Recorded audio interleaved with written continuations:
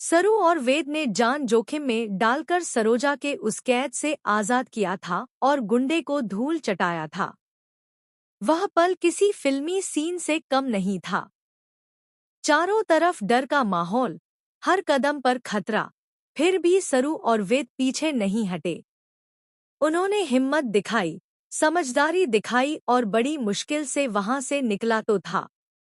उस समय लगा कि अब सब कुछ ठीक हो जाएगा, अब कोई रुकावट नहीं आएगी, अब सच खुलकर सामने आएगा।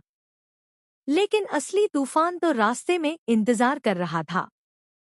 जैसे ही तीनों गाड़ी से वापस लौट रहे थे, अचानक एक बड़ी तेज रफ्तार गाड़ी उनकी कार को जोरदार टक्कर मारता है।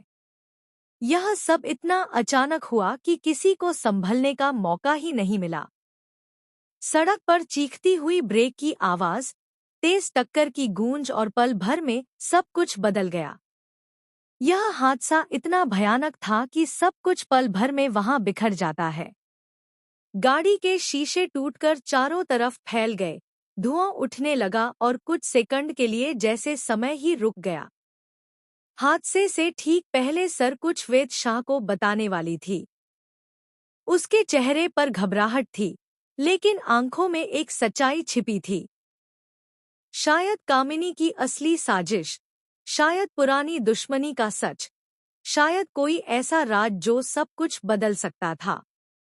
वेद भी सच जानने की बहुत कोशिश किया था। वह लगातार सर से पूछ रहा था कि आखिर असली बात क्या है। लेकिन उससे पहले ही यह दर्दनाक एक्सीडेंट हो जाता है। सच बस कुछ शब्दों की दूरी पर था और वही दूरी हमेशा के लिए बढ़ती नजर आ रही है। अब सबसे बड़ा सवाल यह है कि क्या सिर्फ यह एक हादसा था या इसके पीछे फिर कामिनी का हाथ है?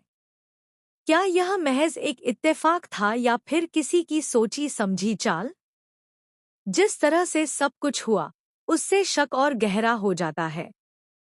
क्या कामिनी को अंदाजा था कि सरोजा सच बताने वाली है? क्या उस